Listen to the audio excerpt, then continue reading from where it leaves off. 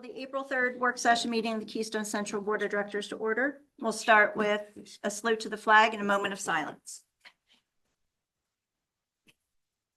Allegiance to the flag of the United States of America, and to the republic for which it stands, one nation under God, indivisible, with liberty and justice for all.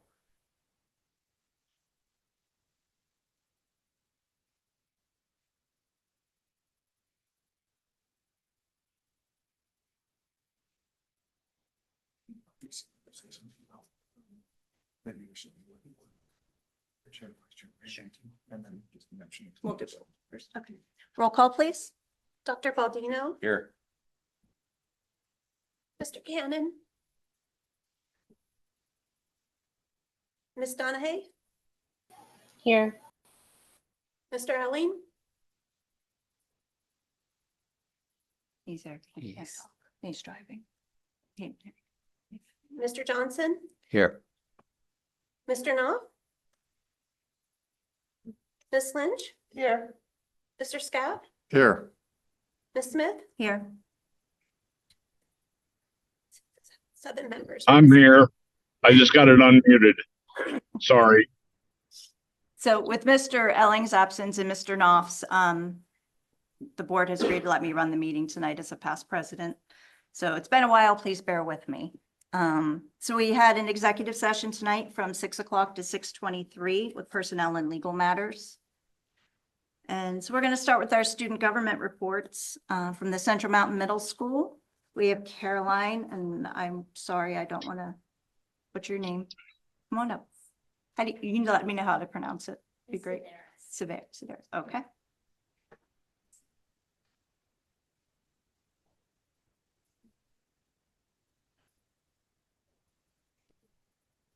Good evening. My name is You can pull it. Pull that closer. to you. There you Yeah, go. there you go. Good evening. My name is Caroline Sedaris, and I am one of the 6th grade student government representatives for Central Mountain Middle School. I am here tonight to update you on what CMMS has been up to and what is upcoming. In order to understand student concerns about bus safety, we sent out a survey asking how safe students feel on the bus. We received 455 responses, 70% of students saying they feel safe on the bus. Right now, we are looking at the data to find the top buses with the most problems. From there, we will continue with administration to address the specific issues on these buses. Overall, though, most buses are safe for the students. Another update is about school referrals. Compared to last year, the number of referrals in March went down. In March 2024, there were 320 referrals, but this year in March 2025, there were only 256. That means referrals dropped by 20%. Central Mountain Middle School participated in a lockdown drill last Wednesday that was successful. After the drill, students provided feedback that administration and SROs were able to see them through the windows on and beside the door. Students expressed that it was very hard to get out of sight from the door. Student government met and brainstormed a possible solution for this by providing each teacher a curtain to pull over the door during a lockdown. Lastly, the PSSAs are also coming up soon. Teachers and students are both working hard to prepare for them.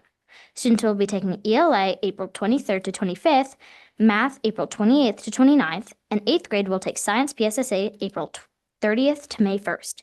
Thank you for your time and have a great night. Thank you very much, Thank you. Caroline. Thank you.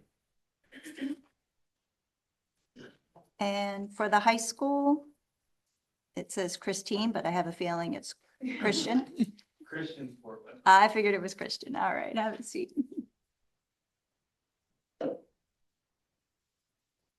All right, good evening, everyone. I apologize, mine's slightly less informal than the middle schools. I'm sure you were looking forward to speak with Claire tonight, but unfortunately, her and about 24 other members of our drama club are at their last rehearsal for the spring production of Chicago. So we're super excited for that. There's some extremely excellent talent heading up on stage. I'm not sure if any of you were able to make it to Avenue 209, but they did a really awesome little teaser for the show. Continuing in the field of drama, we have 5 students headed to the all-state music competitions, so we wish them the best of luck. The drama club asked me to express their appreciation for their new equipment from both Dr. Edmond, Mr. Varelli, Erica Conklin, and the board as a whole. Their microphones were in pretty dire situations, so they really appreciate that. Spring sports are beginning to roll into gear. So baseball, softball, track and field, and boys tennis have all begun. Our teams are super excited to be back in their sport. And for the student body as a whole, we're progressing into our fourth and final quarter. So it's sort of a melancholy time for seniors, but everybody's making their way towards their future plans. So we just recently had SATs in the building, which was really nice. It opened that opportunity up for a lot of students. Senior projects are just coming to a close. So seemingly pretty positive results for most of the student body. So that's very nice to hear. On the student government front, we're still working to make changes. Just today, we had our sort of student interactive aspect. So some of our members were down in the cafeteria having conversations with students, trying to get some new ideas. And we also have some really exciting meetings coming up. So our first was student council, and our second with Ms. McIntyre and Dr. Edmond for a budget discussion. We're really looking forward to that. It's probably the least informed function of the district that student government has. So, but other than that, a reasonably short list for this month, and I appreciate your time. Thank you. Thank you. Thank you.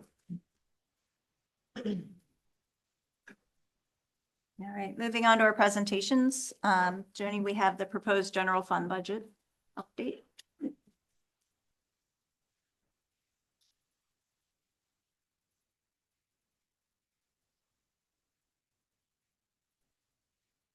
Okay, we can go ahead and go to slide 2, which is our timeline for our balanced budget. The key date here is for the May 8th, 2025 meeting. We will need to adopt a proposed final budget.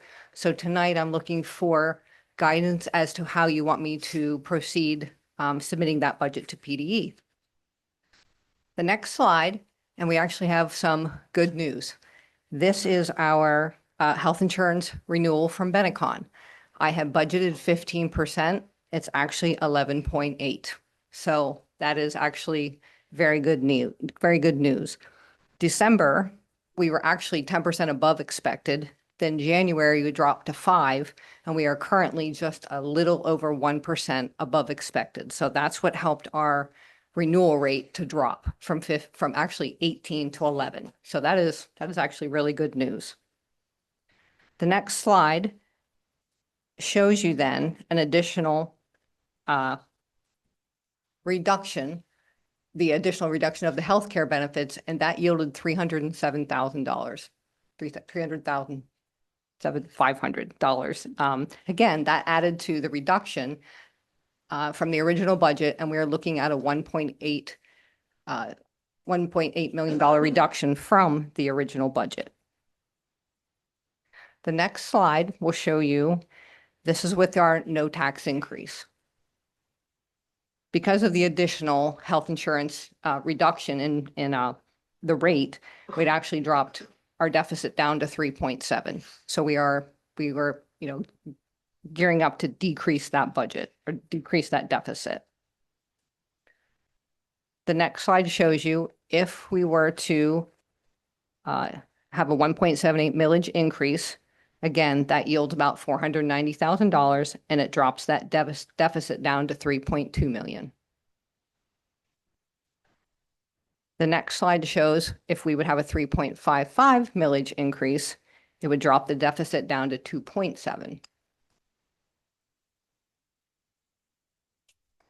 And again, you've seen these slides, just we are showing the difference in our decreasing deficit.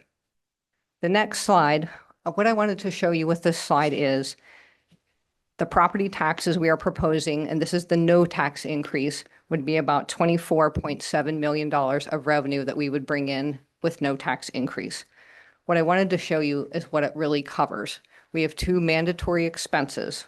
One is PSERS, and the other is the cyber charter. They are mandatory expenses. As you can see by the graph, the remainder is actually under the bar. We have a deficit. We with the 2 mandatory expenses, our real estate revenue does not cover it. I wanted to show you that with just our local revenue of real estate, it doesn't quite cover 2 mandatory expenses. So we rely on other local expenses or other local revenue, state and federal as well. The next slide then shows you Administration, as you had seen before, was recommending 2 partial tax increases. This is the 1.78% that would yield the 500,000. And of course, the top, really the key line here is this helps maintain level tax increases. And I'll talk a little bit about that later. The next slide shows the 3.55% tax increase. And this would bring in an additional $980,000. That goes a long way in helping the deficit, narrow the deficit. This is where, and again, that helps maintain level tax increases. This is what administration is recommending. The next slide, I have revised this based on updated numbers with the deficit now being 3.7. I'd like you to look at the third column, proposed. These numbers show if there were no tax increase.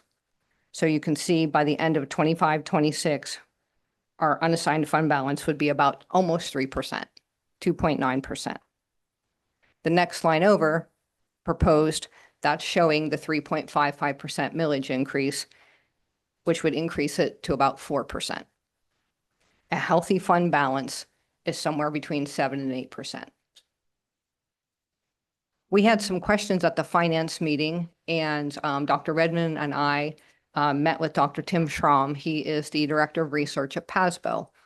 Some of the questions that came up, and I think Jeff raised some, Elizabeth as well, regarding the local effort rate. And so we asked him many questions, and he was very knowledgeable. He is very knowledgeable regarding all state funding and formulas. The question was, if we would increase taxes or do no taxes, how would that affect our local effort rate? It's a hard question to answer, but as far as the adequacy funding is concerned, the local effort rate is actually frozen. They've used 21-22 data, and it is actually frozen. So our rate would still be 1.31%.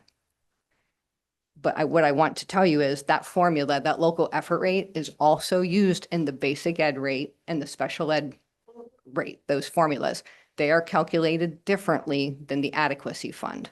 So even if our rate is frozen for the adequacy funding, it is not frozen for basic ed or special ed funding. So it does still matter. Also, I would say that you can't, and he explained, you can't really put an exact number or an exact increase on what we do or don't do for the taxes or no taxes, because it's really hard to calculate a shift, because it's also dependent upon what the other 499 schools do. If we were alone and only our school counted for the shift, you could count it, but you don't know what the other 499 schools will do. So you don't know where you would land on the shift or on the scale for even basic ed or special ed funding. What he also learned was for the adequacy funding, they actually took a piece out of the basic ed funding to create this adequacy funding. That actually hurt our school district because we do not have as many shares in the adequacy funding, therefore not equating to not as much money. We have more shares in our basic ed funding, therefore we would have received more money. It's more beneficial for us to have the state keep it in our basic ed funding.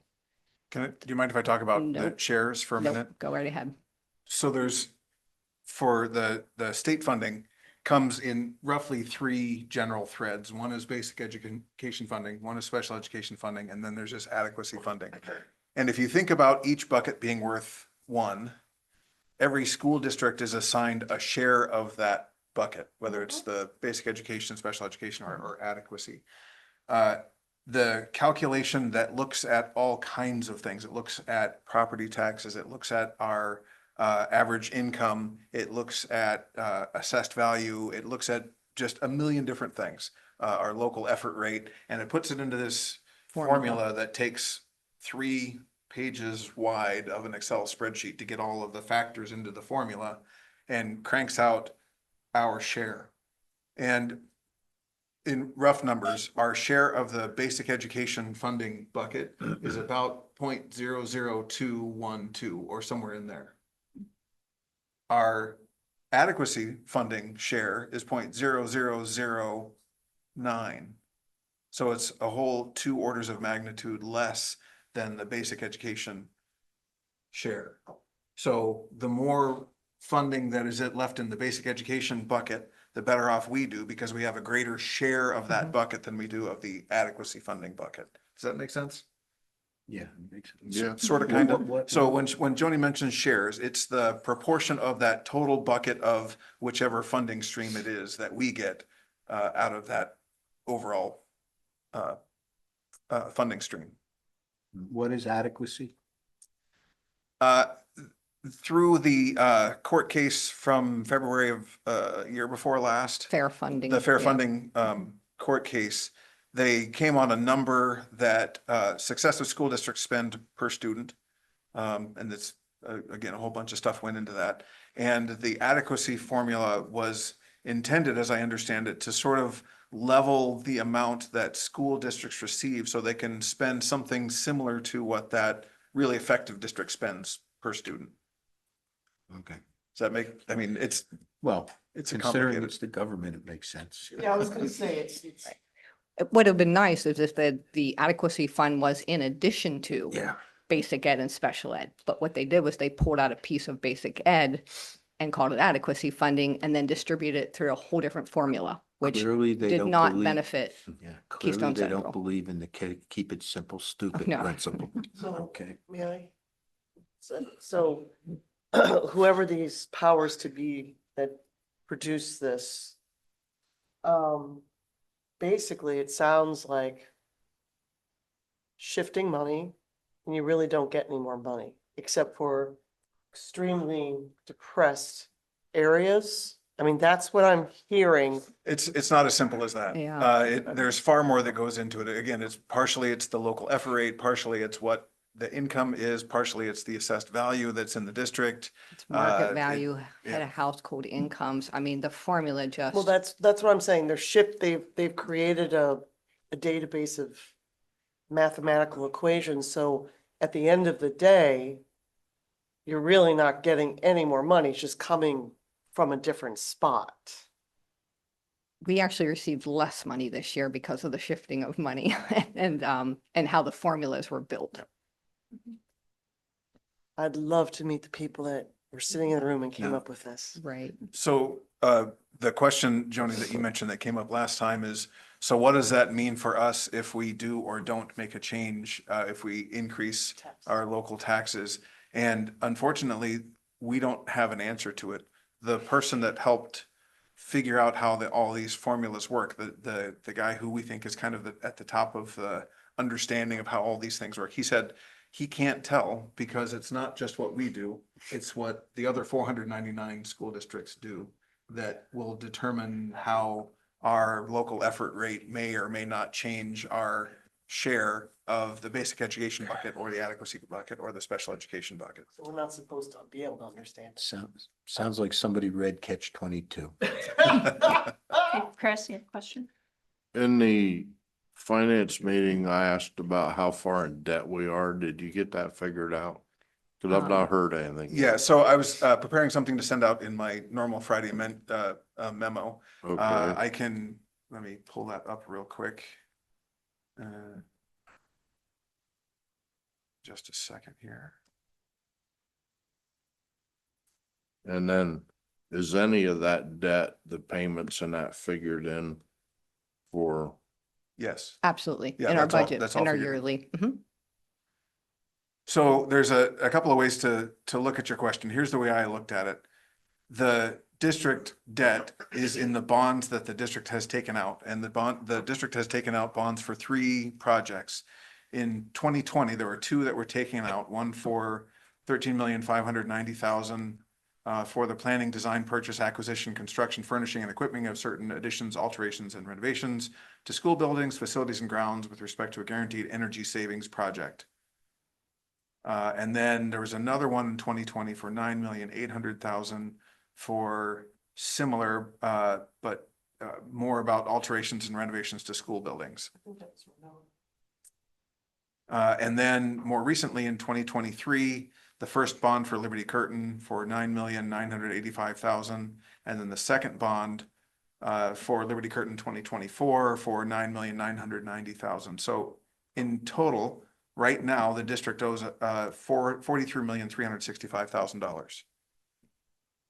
43 million. $365. Okay, Okay. yeah. Thank you. I do want to Thanks. differentiate. So the board has seen in various meetings, basically the payoff plans, right? So if you look at how long it takes to pay off and all the payments we make, that's all strictly scheduled and all that sort of thing. So we pay a certain amount every year. After this year, that payment will stay the same throughout until we reach the end of the payoff for all of these things. When you ask the question, what does the district, how much are we in debt? I look at the amount of principal. And if we were to pay off all of those things based on the schedules that you all have seen before, of course, it's going to be more than 43,000 or 43 million, just like a mortgage of a house. You pay the principal and you pay interest over time. So it's the same kind of a thing for the bonds that we've taken out. We pay the principal and we pay some on interest every year. So this 43 million, that's just principal? then? That's principal. Okay. And how many years are you looking? Do you know? 2055, I Three. think is, 2053. thank you, 2053. Okay. If I may add something. 28 I think it was a presentation you gave us maybe 2 years ago where the woman that was giving the presentation, I'm sorry, her name escapes me, but anyways, what she said was, I think it was the bond woman that does Audrey? helps us. Audrey Bear. Yes, Yeah, thank Audrey you. Bear. But don't quote me on that. Looking at how much money we take in per year and how much our debt is, we're actually, according to, if I remember correctly, we're actually doing well. Oh, extremely. Yes. Our Which I'm borrowing not, I'm base. not saying that having this amount of debt makes me happy. Okay, I'm not, but I'm just saying, so when people hear this, it's not, it's not Panicville. It's not. Because comparatively, our debt is better than some or most school districts. May I ask a question about the adequacy funding, please? So just so the adequacy funding formula is only directed towards the cyber charter school, correct? No. No. All right, so they're taking everything together, all of them. Okay, thank you. That was my last question. So I think sorry, That's Joey. okay. Just a point of clarification about those bonds. If you recall, I know you do certainly, and I think the people who were here at the time, in 2020, that was when interest rates were extremely low. I mean, absolutely. they were historically low. And the timing when we took those two bonds out at that point, I think that is in itself is going to save us a lot of money over the course of the life of those bonds. So I do want, and when we say that we're in debt, I don't know that there's too many school districts that don't have a debt service that they're paying on for construction or whatever else they finance bonds for. So I think we are doing well, and I think that's a credit to, our planning and so on that we've done over the last 4 or 5 years with these projects. So. Absolutely. One other thing I'd like to mention, when we were talking to Dr. Schramm, he did ask a question about about our taxing years. And he wanted us to go back and look at our last 10 years and how many of those have we taxed. And we did go back, and from 2018 to 2023, for 4 years, we did not tax. And he said that does have an impact compounded forward of where we probably are today. And that's where the maintain level tax increases come in. Had we maybe gone back and taxed at a minimal rate, that $500,000 compounded year after year may have had our deficit be less than what it is today. So that's why he stresses, school district stress, PASBO, that if you can maintain a minimal tax level increase every year, that prevents you from doing kind of that yo-yo roller coaster effect and where you just maintain level. So he did mention it, he did stress and mention that, you want to take that into consideration year over year. Yes. When you say we did not tax, are you meaning we did not increase taxes? I'm sorry, yes, I'm sorry. We did not increase taxes Thank you. for 4 years. And that could be the impact of what we're seeing today. Just to help things. But we were also, well, not fortunate that COVID happened. We were fortunate that COVID, the ESSER funding basically took over Yes, those other expenses. yes. And So, he absolutely mentioned that many school districts did not tax during that time, increase their taxes during that time, because we had extra money. but this is kind of where they are too. Because that's one-time money. It's not sustaining. It Sure. doesn't compound. Yeah. And so once you spend that out, as all the districts did, then you're left with, oh, my costs went up. Even when we remove all the things that we had added on, the extracurricular purchases, technology purchase and so forth, after we backed out that, we're still finding ourselves in a hole because that compounding nature of that slow and steady increase wasn't there for us for 4 years. Yes. I'm not asking for an answer tonight, so maybe during the next week. Does the CTC program, quote, make the district money, or is it more, it's more self-sufficient than other things? The CTC program, all the funds that we receive, the enhanced funding for our CTC programs go to fund the CTC programs. So that I guess you would say in that regard, it's self-funding. Okay, well, that's Oh, it interesting. Absolutely sustains Great. itself. Mhm. That's Absolutely. wonderful. Joan, if I understood in the past, if I've understood you correctly, the calculation that you say we're frozen on, that affected up to $500,000 on funds. What about this stuff? The stuff that's still open? How much money are we talking about there? I'm not sure I understand. Okay, if I understood you correctly, we could have lost up to $500,000 if we fell below Yeah. a certain level. Yeah, so that's what one of the things we learned from Mr. Strom is that we were under the impression that calculation changed every year. Right. But what we found out was it's frozen, so we're always going to be at that 1.31. Right. So we I don't- understand that, but Joni, I believe you mentioned that for these other things, whatever the special ed and basic ed inadequacy, that's still functioning there and It being is. calculated. What And that, how much money are we talking in those three things? Or again, that's where you don't know. you don't It's- even know how much we're getting on that. So we estimate that this next year through basic education adequacy, that we will receive an increase from last year Correct. of about 800,000. An increase of 800.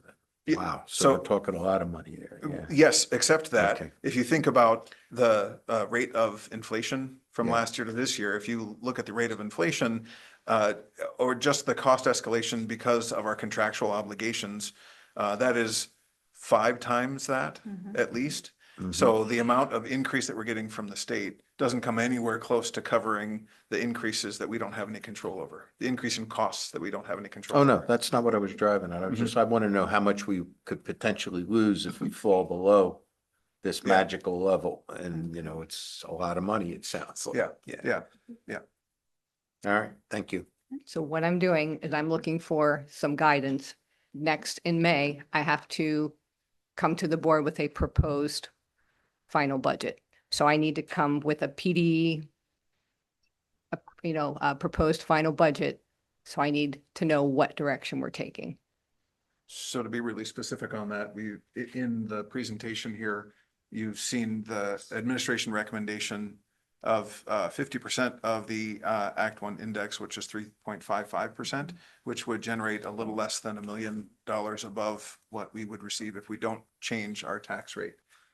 If that's not appropriate in the board's opinion, then we at least ask for the 25% of the Act One index, which is the 1.78%, which generates about $490,000 above what we're generating if we don't increase taxes. So your first recommendation would be the 3.55. Correct. And, okay, and then your second one will be the 170. Correct. Okay, just wanted to make sure. Joni, can you hear me? Yes, go ahead, Roger. All right. Based upon your presentation, whenever I saw the different levels, the 1.78 or the 3.55, Mhm. either way, our fund balance is going to go below that 7%. Is that correct? That is correct.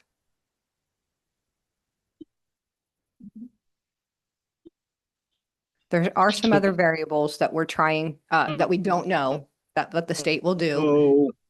Oh, You're breaking up a lot, Roger. all right. Sorry. Now it's better. I'm just concerned that we're going to be out of compliance for our next audit because we're not at that 7%. So a healthy fund balance is 7 to 8%. It's not required by the auditors or by the state. It's a healthy fund balance. You just want to watch that number. You don't want it to be down there at the 2-3%. You want to maintain, like I said, that it's not a state requirement, mandatory. It's just it is like a PASBO guidance. It's a GASB recommendation. That the 7 to 8% is a recommendation, but it's not a requirement. It's something that the school district has always tried to maintain. Now we will. Okay. Thank We will you. win. Yep.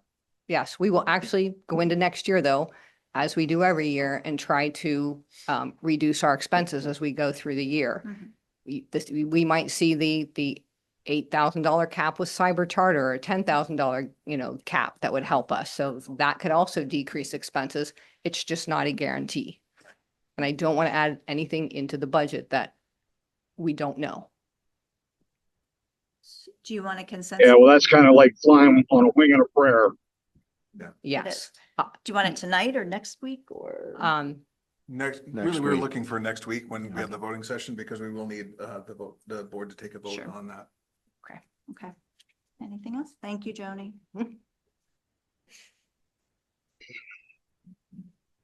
Okay, so our next presentation is about the Title IX. Hello. Hi. Hopefully just a quick overview of the Title IX process. I know a while ago there was a concern of just like not fully understanding the process, and it can be kind of complicated. So hopefully this just sheds some light on that. We're going to start with just some definitions so you understand kind of when we're talking about the process, what we're actually talking about. Anytime a student has a report that they would like to make about something that happened to them, if one of their friends is made aware of something that concerns them, they can make a report. If a parent wants to make a report, or if a teacher becomes aware of an incident, and even if they don't have all of the facts, they make a report to an administrator or a teacher who then takes it to the administrator. If it is sexual in nature, then they alert the Title IX coordinator. And we work on completing the discrimination, sexual harassment, bullying, hazing, dating, violent, retaliation form that is attached to our policy 103. It's a general form that we use to collect as much information as we can.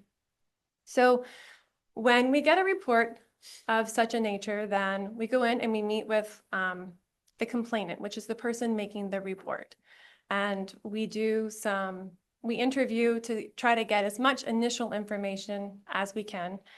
And if something that they report rises to the level that would meet any of these descriptions here in the dotted line box, typically in our school settings, we see potential reports of sexual harassment but we have not yet received any reports regarding sexual assault, dating violence, domestic violence, or stalking. I believe there was a previous incident that involved a teacher, and you go through the same process for that as well. But I think it's clear where you need to be aware of like what sexual harassment is, because that is our primary category that we're responding to.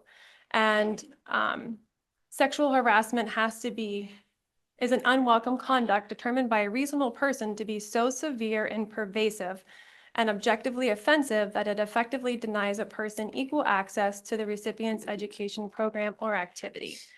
And that's a pretty big statement because it has to severely interrupt that individual's programming. And we have to respond to that. So as we go through and I explain the process, I'll bring that back around to kind of show how that evolves. I did include the other definitions along the right side of what sexual assault is, dating violence, domestic violence, and stalking. Clearly, you guys can peruse those. But what also is important to know is that regardless of how this process takes place, we're always responding with supportive measures. So I wanted you to know what supportive measures are, and supportive measures are always going to be non-punitive, non-disciplinary, and really try to equal that playing field for that student. So even if they're feeling uncomfortable, what can we put in place to ease their mind? And as we go through the process and I explain it, you'll see that complainants get supportive measures, but respondents, the perpetrator, so to speak, also receives supportive measures, and we're mandated to provide them to that student as well. So to the right of that, these are just examples of what our typical supportive measures are. Counseling, deadline extensions, scheduling adjustments, modifications to work schedule, escort services, no contact orders. It really just depends on what that student needs, the severity of the situation. We do our very best. So when we initially meet with the student, we determine what those are. And if we need to go back and add or modify, then we will also do that too. It's very fluid, but I wanted you to understand those are the big definitions that we'll be talking through briefly.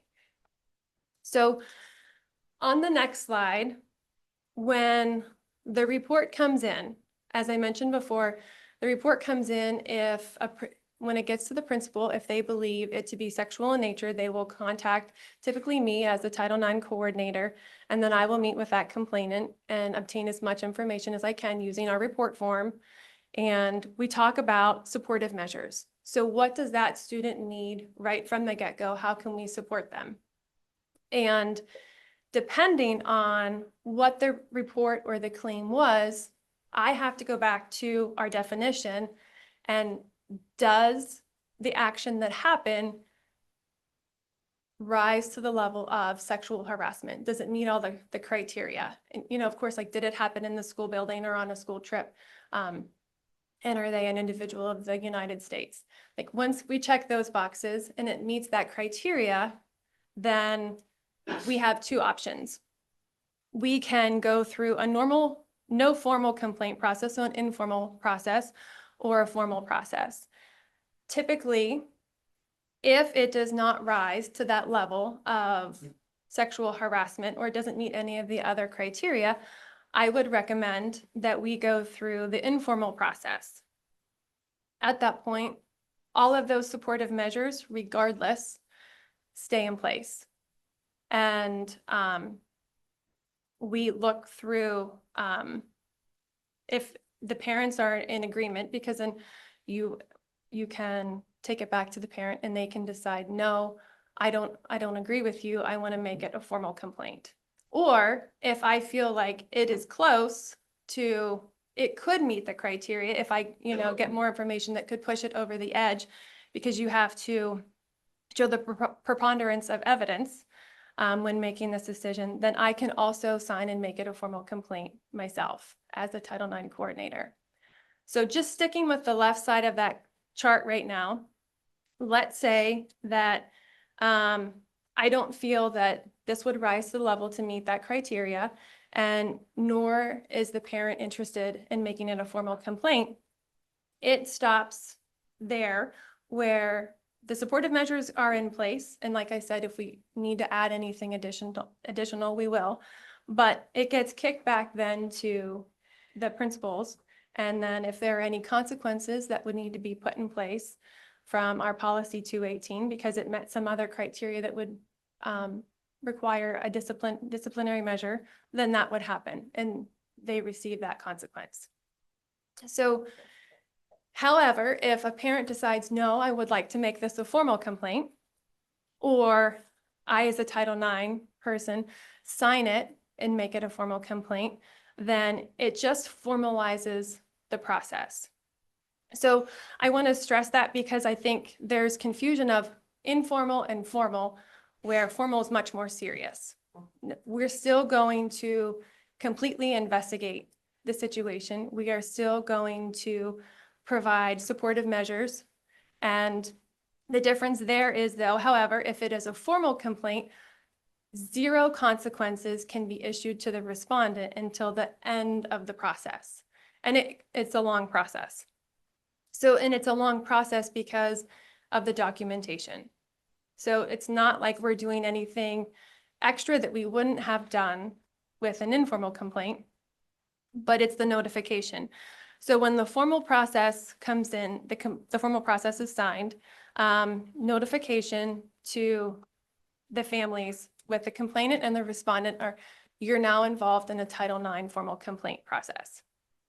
And from there, we move to the investigation. The investigation is completed, and you have 30 days to complete that investigation, and that can be completed by anybody who is trained to be an investigator. So that could be myself, that could be a principal, that could be another administrator who was trained on the investigation process. So then we go through the investigation process, we collect all the information we can. If there's any witnesses, if there's any social media, if, there's anything out there, we take all of that and we compile it. And then after that, we have the investigator writes up a report and sends the report to the decision maker. Well, I'm sorry, let's go back. When you have the investigation is concluded, then the investigator takes all of that information and sends it to both parties for review. And they have 10 days to respond to that information, to add any additional information, or to even say, no, I don't think that's accurate. And then their response is collected. So then at that point, once they've received all of the feedback from both parties, their report is generated, and it's just a report of, this is all of the information that's been collected. That report goes to the decision maker. The decision maker cannot be the person who completed the investigation. So at that time, all of the information gets sent to the decision maker, and they review the information. And again, you have to have that preponderance of evidence. So there's a 51% chance that this actually could have happened. And if that is the case, then they respond with, this is my determination. And again, that goes out to both parties at the same time. And then they have an opportunity to appeal that decision. And so let's say, though, that now that we're at the end of the party or the end of the process and nobody has appealed it, whatever the action was that was reported, that is the consequence that that student gets. So if it was an inappropriate touch, or if it was a sexual harassment, or maybe it gets kicked back to, it didn't rise to that level at all, but it does meet this criteria under our code of conduct, then they would receive that consequence. So if you go through the process, and even if it is it does meet the criteria for sexual harassment. Just because we went through the process doesn't mean that the consequences are different because it was a formal process. They're going to get the same consequence that they would have received just by us going through and investigating and determining that, yes, this happened. So there isn't a heightened level, and I think sometimes people often feel like it won't be taken seriously if it doesn't go through the formal documentation process. But when you go through the formal documentation process, it just elongates the process, which can also be frustrating. And then if individuals appeal, then it just, makes it prolonged even further. But then at the end of that, that is when you can, like I said, issue the consequence. You cannot issue consequences prior. So and that also creates some frustration for some folks because they're like, well, you're not doing anything, but you can't provide consequences. So all you can provide is the supportive measures. So, and at that point, if additional supportive measures need to be put in place, then we're going to put those in place as well. So that, in a nutshell, is our process. Big nutshell. Does anybody have any questions on that? So we've not had any complaints or cases? No, we've had complaints, and we've only had one rise to the level of sexual harassment. Okay, But when they come in, we don't have them as far as like sexual assault, because a lot of times they'll be like, well, my child was sexually assaulted. And that doesn't mean I can only call it sexual assault if it meets Right. the definition. It doesn't mean that it wasn't okay, and it doesn't mean that we're not going to address it, because we're going to address anything that would meet any criteria Right. for our code of conduct. So we absolutely take all of those serious, even though it may not rise to sexual harassment or sexual assault. But those are typically the things that parents report, my child was sexually assaulted or sexually harassed. And I can only confirm that if it meets the criteria. So we go through that process again, and then the consequences, depending on. What can the consequences be? It depends on what the action is, and it Okay. depends on what is delineated in our handbook, in our student code of conduct. Okay, So what's in our student code of conduct, it has to meet the requirements of what they did. So if there was inappropriate touching, they'll get the same consequence that's in our code of student conduct. okay. Just curious. Elizabeth? If it would result in a suspension, then it would result in a suspension. If it would be severe enough that, it would be one of our considerations for AEDY, then that would be the case. If it is so significant that it would require like an immediate removal from school, that's a possibility as well. Okay. Thank you. Thanks. Thank you. Trying to read the Title IX on the web. It's hours go by. So thank you very much for putting this together. I will say this is a very important topic. But I will say this, it would be nice if this would be like a board training. We had this topic with probation, with all those other things maybe pulled together. So I'd just like the board to consider that this might be a better topic for like a board training. It's very important, and thank you. Jeff, anything? Roger, do you have anything? Polly? Doesn't sound like it. Okay, No, I'm good. Thank you. No, I don't have any questions. thank you. Thanks, Christine. All right, so our next presentation is Dr. Barnhart in special education. Good evening. So I'm here to help you understand the special education plan a little bit clearer. So just for some information, the special education plan is updated every 3 years. So we are updating for 2025 through 2028.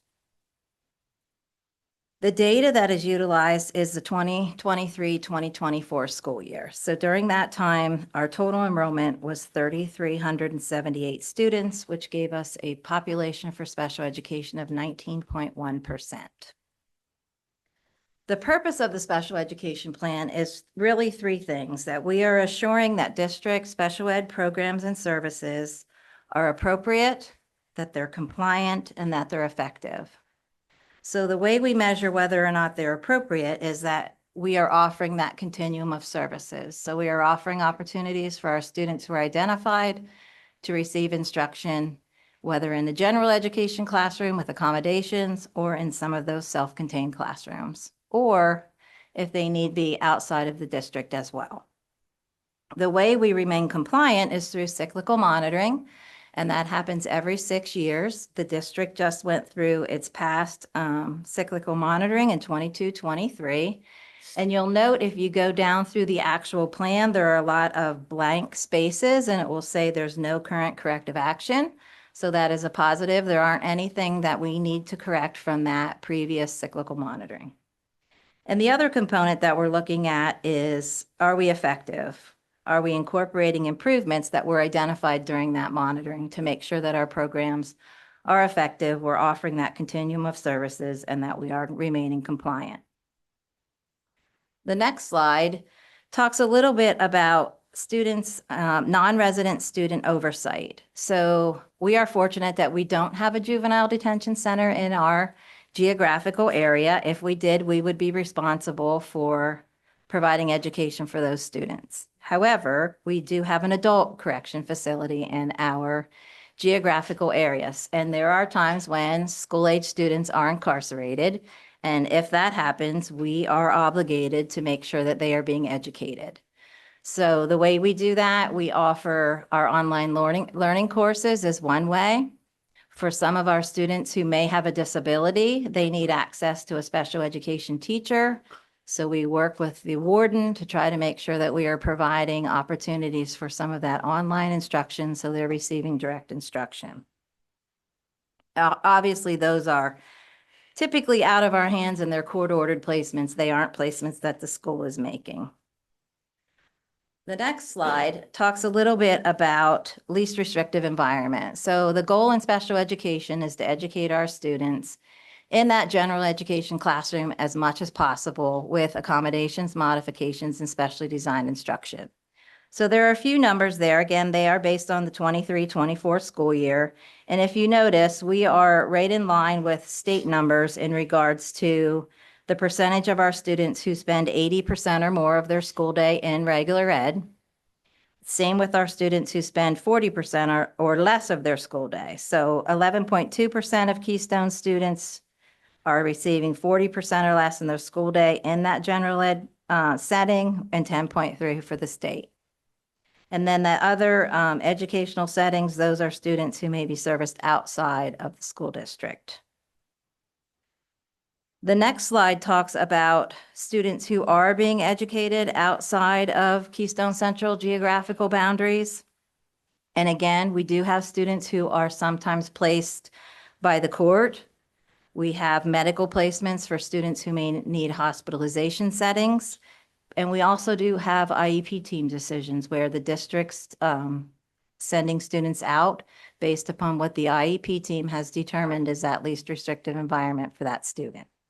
So you would see a list of a number of facilities where we currently have students outside of the district.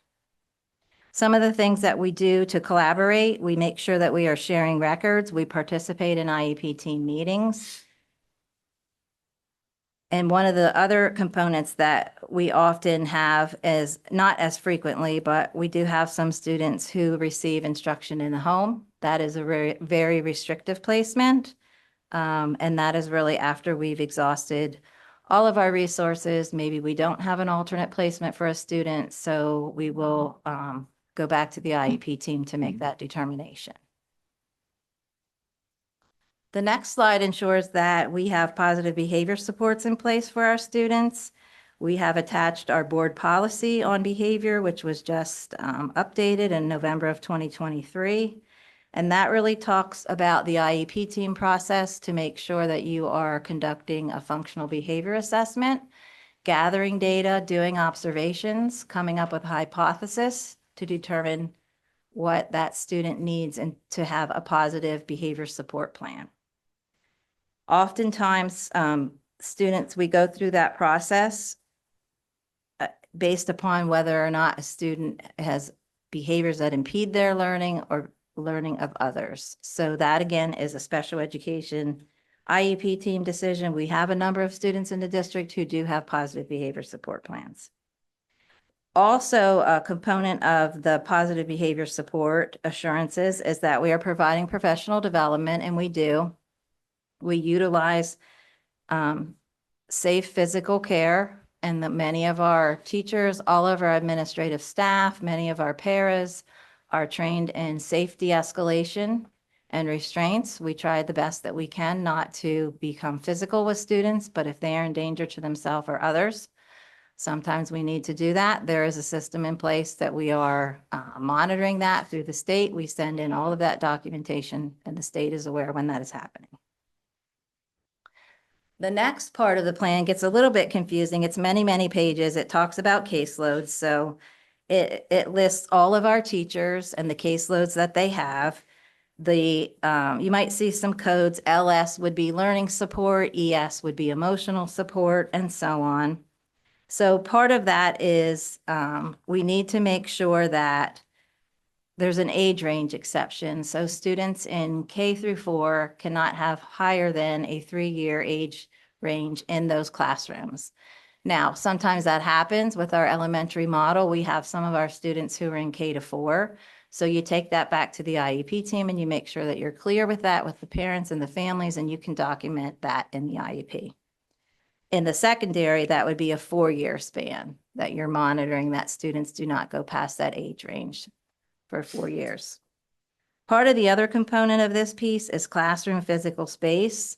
So we're making sure that our students are in the ebb and flow with all of our general education students, that they have accessibility to all of the buildings, all of the rooms where they would need to go, and that we're also ensuring that each student has 28 square feet within those classrooms. If and when a classroom changes, I make contact with the Department of Education, my Bureau of Special Education point of contact. She comes to the district and physically looks at those buildings and agrees that she feels that yes, this is appropriate. It meets all of those components. Another piece of the special education plan is professional development, and we have a whole host of things that we do over the course of one school year. Again, this plan went for 3 school years, so it was difficult to determine what we might be doing in 2027 or 2028. So I just listed a few things. Every year, our paraprofessionals need to have highly qualified status, and they need 20 hours to maintain their ability to be a paraprofessional in a public school. We offer many trainings for our special education teachers, our general ed teachers, just based upon a variety of needs. And we also offer parent trainings, and those ideas for parent trainings come through surveys. The last survey that we did was part of our cyclical monitoring. We have had 4 trainings so far for our students with autism for the competent learner model. And just in April here in a few weeks, we are going to have a parent training on behavior. So really, basically to wrap it up, what this plan is meant for you to do is just that assurance that we are doing the things that we talked about in the beginning with compliance, the continuum of services. The plan was listed for a 28-day public review. That is also a requirement. It was listed on our website as a pop-up at the beginning of March. The plan is due May 1st, so we are hoping to submit that as soon as we can. By that time, it will have been on the website far exceeding that 28 days.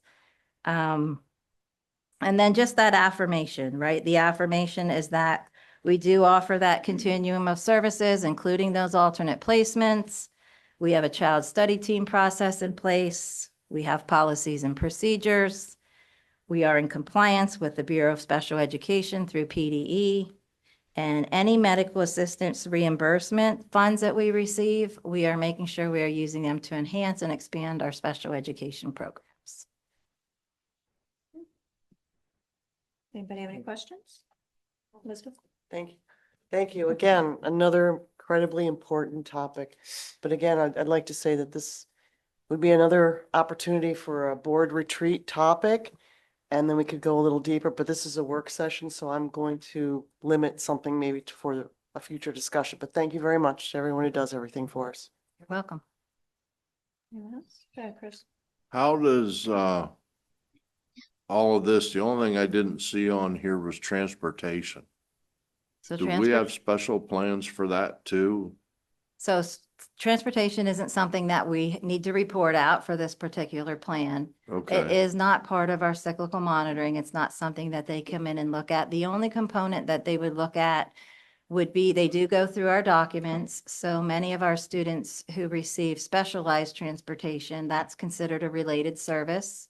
And it's listed in the IEP as such. So they would go through to, if they knew the student was on a specialized transportation, a van or something like that, they would want to make sure that we are documenting that accordingly in the IEP. do we have special transportation for those kids or no? We do. We have many runs, yes. Do we get like extra transportation money for that and everything? We do receive reimbursement. It's a little odd the way that it's configured and figured out. So a student can have reimbursement for specialized transportation only on a day when they receive another related service. So if I Okay. was a student who had specialized transportation in my IEP and I received OT on Monday, then we would be reimbursed on Monday. If I didn't have a related service such as PT the next day, we would not get reimbursed. All right, thank you. Anyone else? Liz, Oh, go ahead, Roger. hey, question for you. You said you were talking about being monitoring and all that other stuff. Yes. Who actually does the monitoring of that stuff? So we have a point of contact through the Department of Education and the Bureau of Special Education. Her name is Shannon I. And she is assigned to do our monitoring. She will also be the person to review this plan and give it a big star. Okay, thank you. You're welcome. Thank you. Thank you.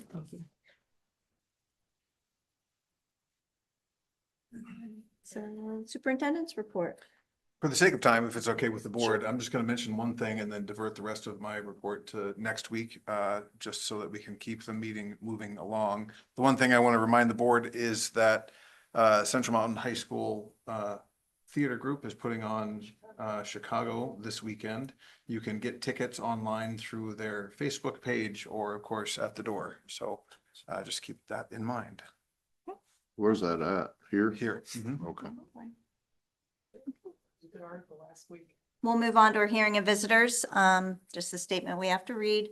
Keystone Central Board of Directors encourages public comment from its citizens. Each community member may speak for a period of no longer than 4 minutes per board. That's per board policy. Please understand this is not a time for dialogue with the board. Rather, the board will listen to all comments and consider them in further deliberations. Our individual email addresses are on the website if you'd like to contact your individual board representative. We ask that you please direct complaints of a personal nature regarding an individual employee directly to the superintendent. So first we have Amanda Mall. Hi. Thank you for the opportunity to speak today. I'm here to speak in support of the board allowing an exemption to the district's foreign exchange student policy for a student named Carmela Soto Ordonez. Carmela is a Spanish student who would like to study abroad at Central Mountain next year. I and my husband Niles Manzouris would be her host family, she be allowed to study here. And Carmela, what is that issue is that Carmela will be turning 15 during the next school year. And the board policy or the district's policy is that foreign exchange students turn 16 during their study abroad. So I certainly understand the likely reasoning for this policy. I imagine it's meant to ensure that students who do study abroad have an adequate level of maturity and language proficiency so that they'll be successful during their stay. I just wanted to provide some information about Carmela in the hopes that it may aid you in making your decision. Carmela, I know her personally. She is the daughter of a very good friend of mine who I in fact met when I studied abroad over 20 years ago. So Carmela's father, Gerardo, and I have stayed in close contact. In fact, we had a reunion last summer where I was able to spend some time with Carmela. And she mentioned that she was planning to study abroad. I was very excited and said, oh, you have to come and stay with me. Because it's something that, this is something I've always wanted to do as well. Carmela is not your typical 14-year-old. She'll be 15 as she studies here next year. She's very serious student. She does very well. She's very mature, and her English language proficiency is already quite good. She has a good reason for wanting to study during what would be her 10th grade rather than her 11th grade, is that in Spain, the university system is different than in the United States. So Carmela intends to go to university after high school. In Spain, to enter the university, you have to sit for very competitive national exams. And the last 2 years of your high school are oriented specifically towards preparing you for those exams. So it's imperative that she is in her home school for those last 2 years. So that would be the reasoning.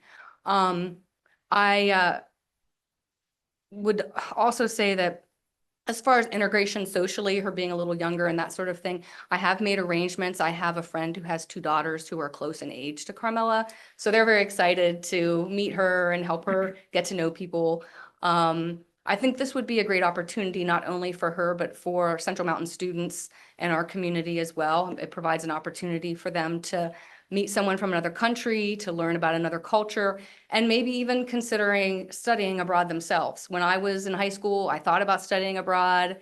I went to the meetings, but I didn't know anyone who had done it, and I didn't have the courage. I chickened out. Thank God, when I was at university, I had another opportunity to do so, and that experience truly changed my life. It offered me so many opportunities, both personally and professionally. So it is an experience that I am highly supportive of. So again, I just would like to close by thanking you for your time and letting you know that I'm happy to answer any questions you may have. Hopefully, yeah. Okay. Thank you very much. Yeah, thank you. Okay. Next is Jennifer Marshall. I don't know if many of you remember me from December's. I came with Title IX issues. I just wanted to give you guys an update on how that went. Technically, it was longer than it should have been, even by what Mrs. Manning had already said today. So officially, informal complaints were made in September. Nobody took them serious. No one. My daughter's best friend went into the school and reported that the student fondled her breast, and nobody took that as a complaint. It took Jalen going in on October 23rd to tell them in person that these things happened. That was her informal complaint. October 29th, she went in and made a formal complaint after having a long conversation with me. December 11th, we received the investigation reports.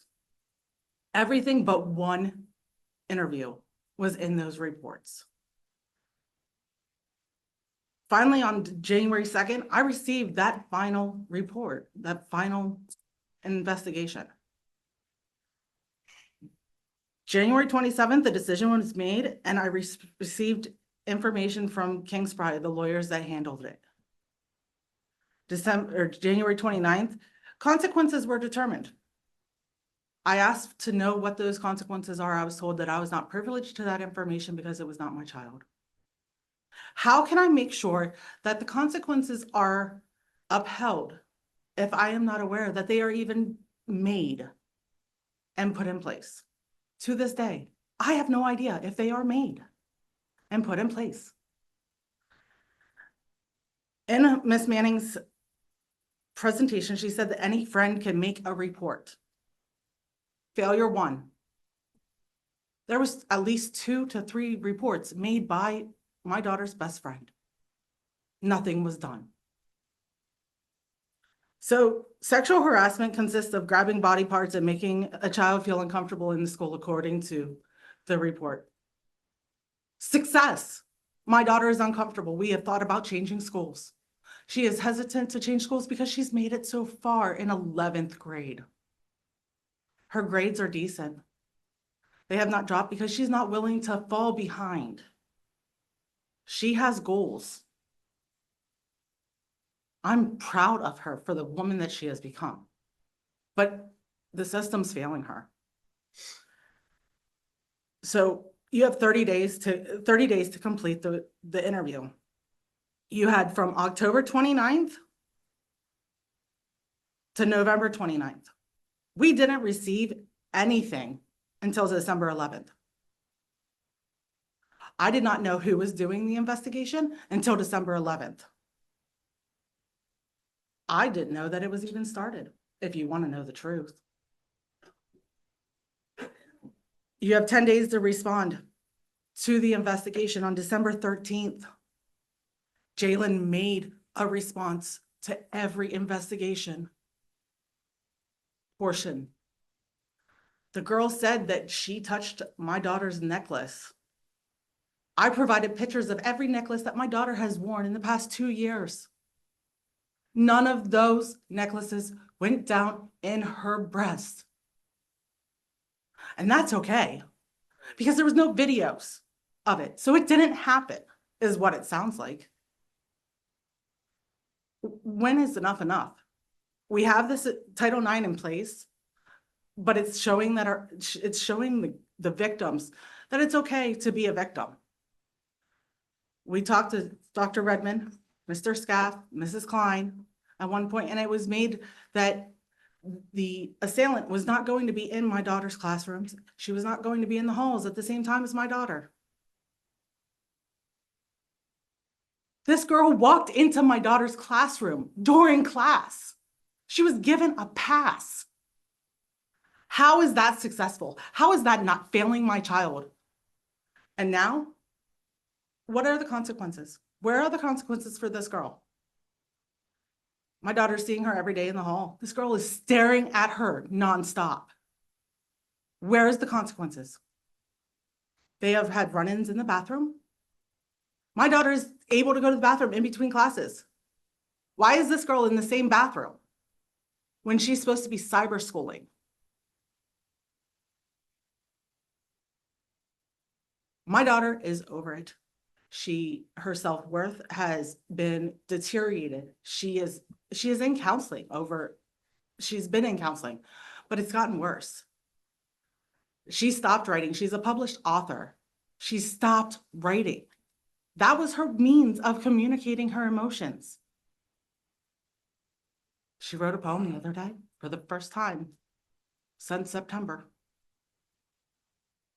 It was not good. It was not a happy feeling to hear that she feels worthless and that she feels not adequate and not enough, and that her education is all she has. And she doesn't even feel secure. She gets pulled into the principal's office. She gets talked to. She gets called into the guidance counselor. She gets talked to. She tells them what they want to hear so that they leave her alone, because she doesn't want to be bothered by it. We now have court on April 24th for harassment charges, because I'm not letting this go. You can't get away with touching a child inappropriately. I'm sorry, you can't. And the determination by the Title IX is that she was only guilty of one thing and she admitted to it. But yet when she got served and investigated by the cops, the whole statement was different. She never did this and this, but she admitted to it in the investigation. But she admitted to other things to the cop. I don't know how you can make this better, but I know this is failing. It is failing our kids. My daughter has been failed by our system. Thank you. I don't know what else to tell you guys. Like, this is heart-wrenching to know this. I grew up here. So are you making notes to talk to Yes, anybody? yep. Dr. Edmonds made some notes and he'll be contacting you and looking into this more for you. Thank you. Thank you. Thanks and sorry, I'm Jennifer. a hot mess. Okay. So, Thank you and sorry. Thank you.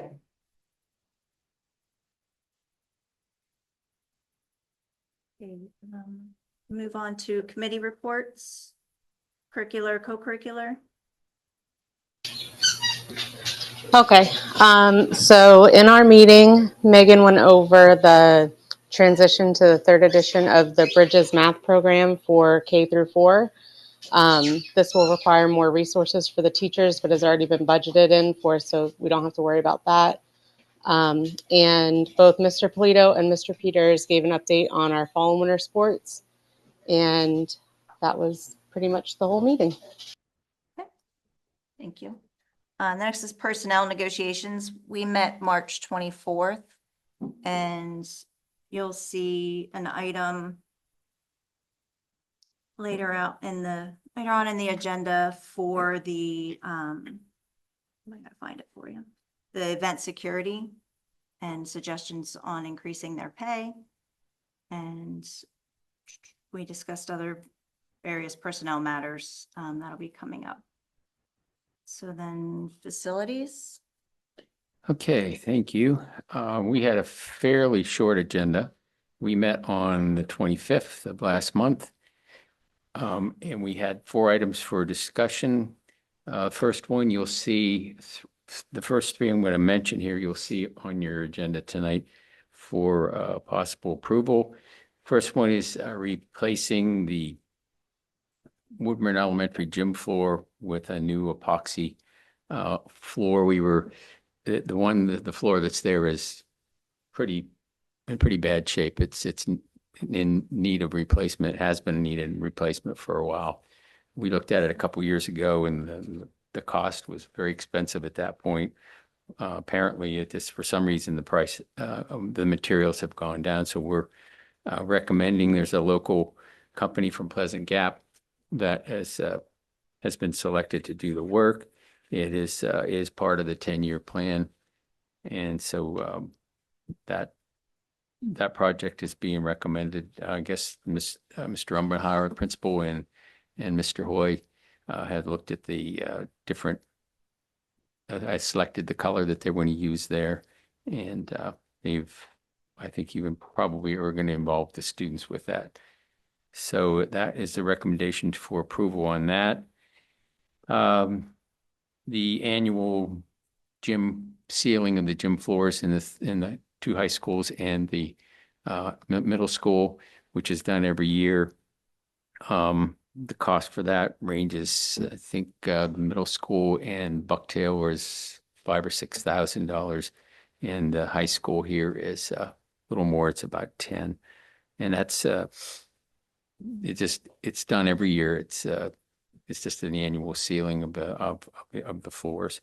Third project that we're recommending is we looked at several companies for playground equipment, new playground equipment for the new Liberty Curtain School. And we discussed the different ones. And I think the one that Mr. Umbenhauer preferred, and I think the committee did for a couple of different reasons, was the new Nittany Woodcraft. It's a local company. And was due to its cost effectiveness, warranties, proximity, and so on. And I think they're also going to do the prep work, the landscaping, and that, which was not included in the bids and quotes from the other companies. So that was another selling point for that. So we are recommending that the board approves that.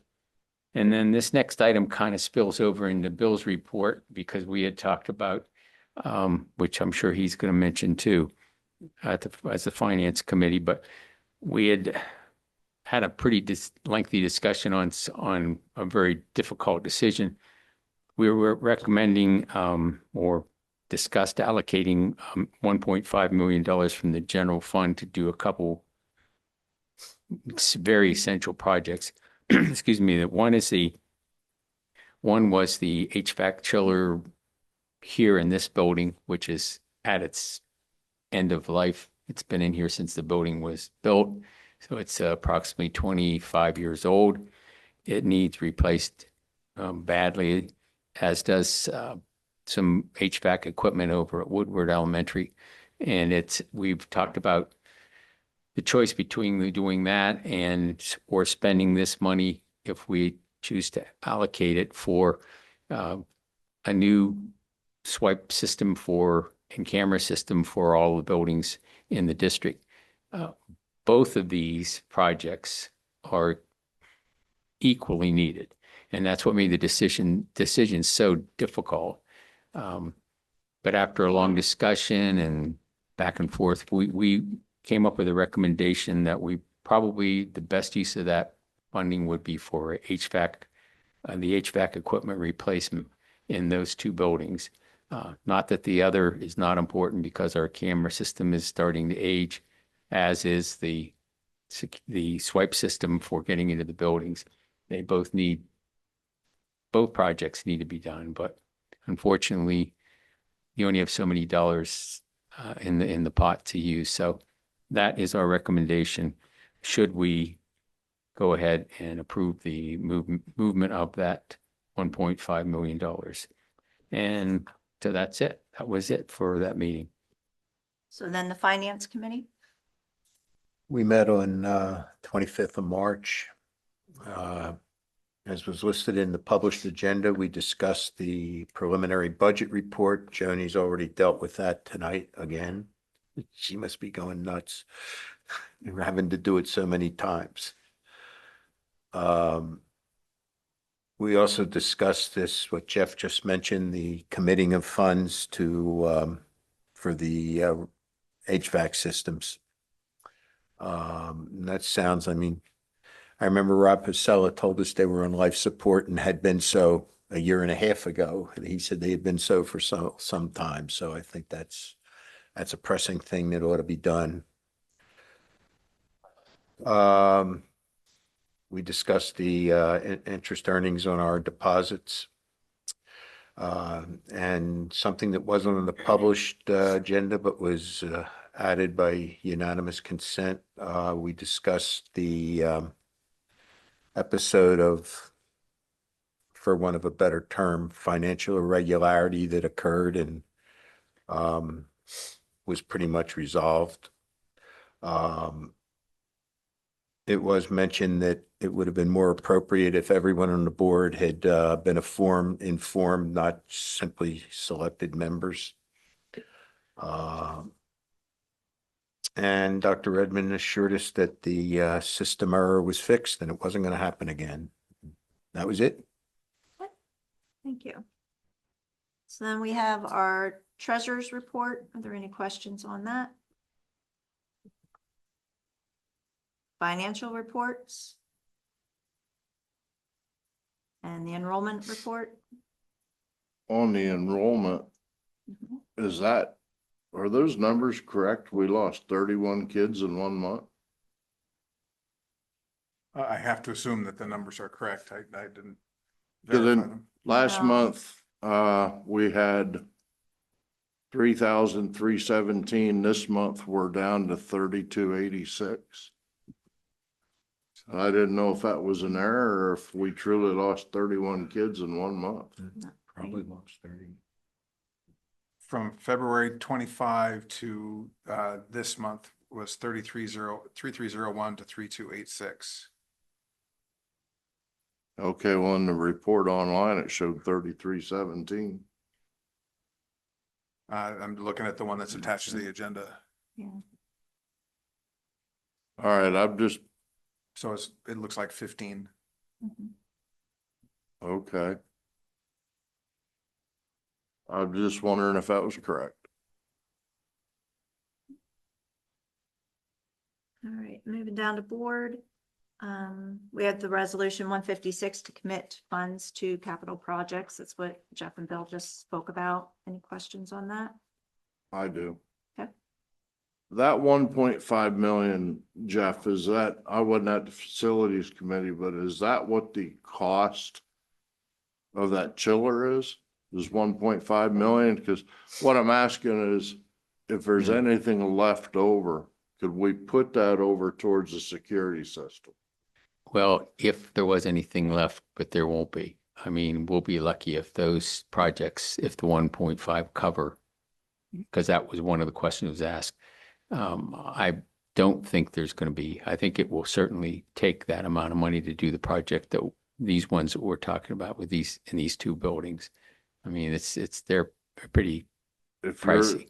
Do you think it will go over? Because then where's that extra money gonna come from?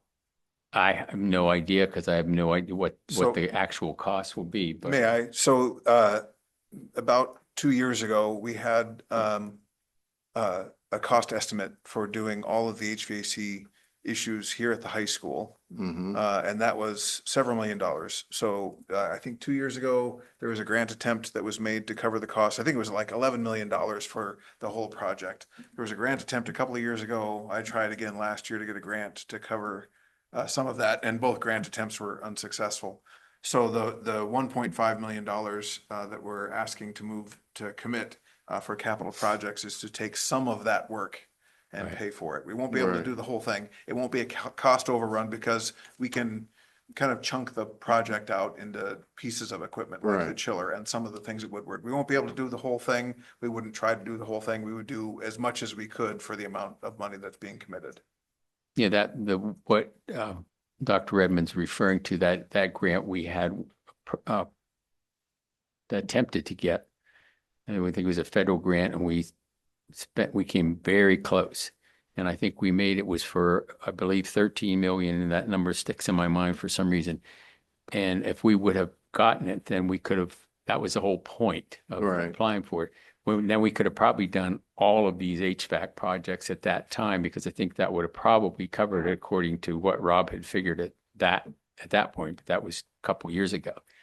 So, as Dr. Edmond said, I think we'll just see what we can do for that amount of money, basically. All right, I'm just curious 'cause if there's any left over, I was hoping we could move it for the Well, it'd be great if security we could, but project. I really don't think it will. Okay.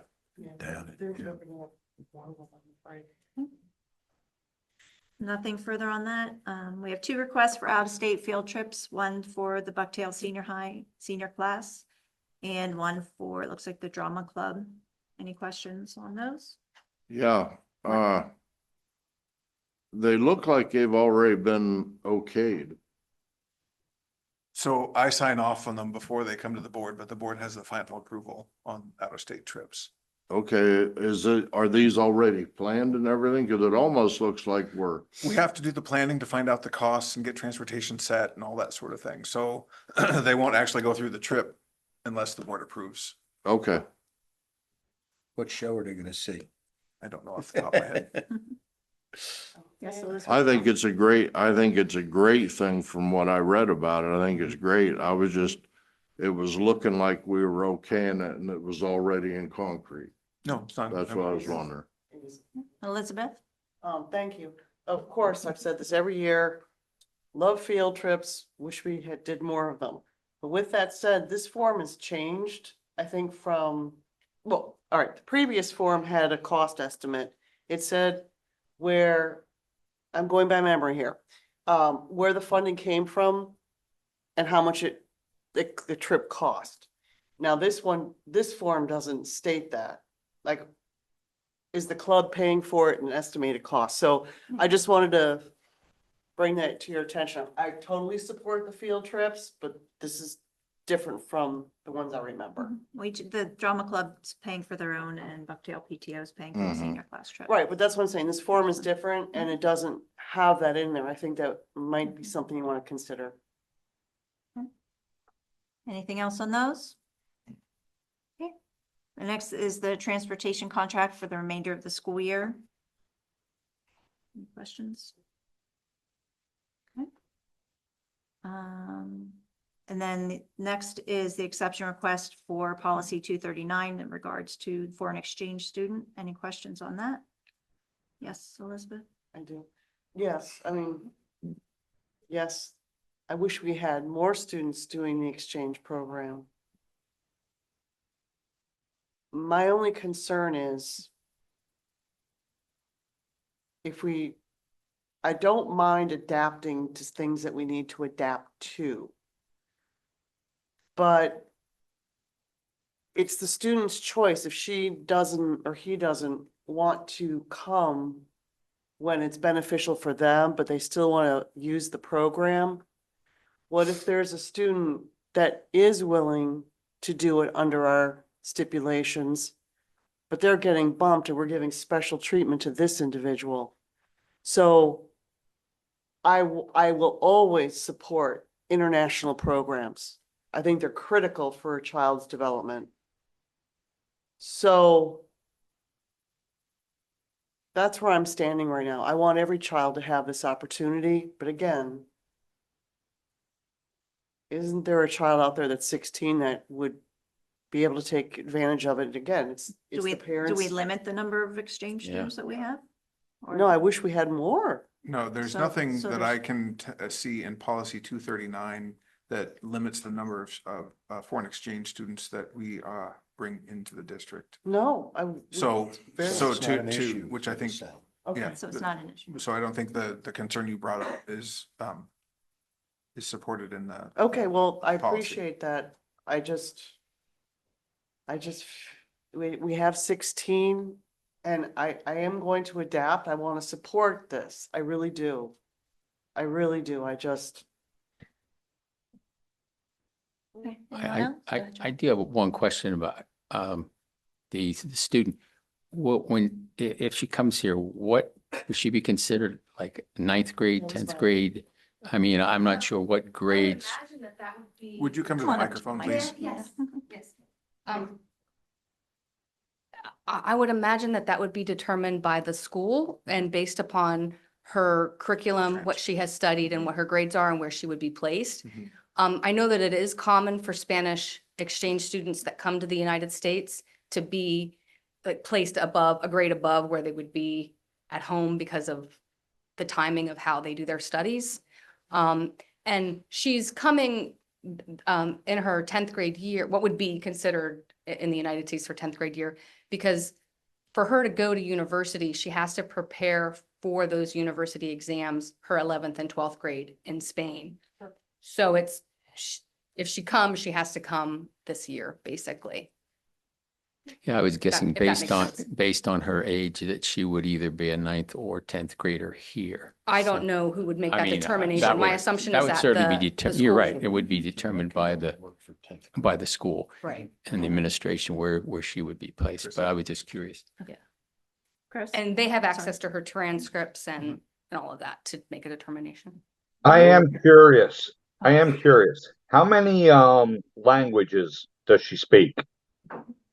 2, Spanish and English that I know of. Okay.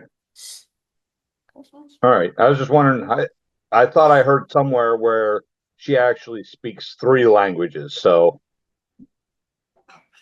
I'm not sure. She probably has some French. I don't think she is as proficient in French as she is in English. In English, she's basically more or less fluent. I mean, she will be learning while she's here, but I've had conversations with her, and her English is quite good. Well, basically what I'm looking at is the fact that she's very intelligent, so there's no need to hold her back from this experience. no, it's not. I appreciate it. Okay, Appreciate that. Chris, you had a question? Yeah, we're being asked to make an exemption to policy. Mhm. We don't know what we're even exempting. That's my question. We've seen nothing in the paperwork that says why we're making an exemption or anything. Could somebody tell us what it is? So the exemption, so I shared with the board, policy 239. I have that written out here. Right, and in there, it says, in the guidelines, students must reach their 16th birthday during the year they attend Keystone Central School District. So the exemption that is being asked of the board is to waive that age requirement. Okay, that's what I wanted to And know. that's the only 'cause thing in there that It we're just looking- says exemption request, but it doesn't say what Yep. we're exempting. Yep, it's It's the age. that age requirement. Yes, Elizabeth? Thank you.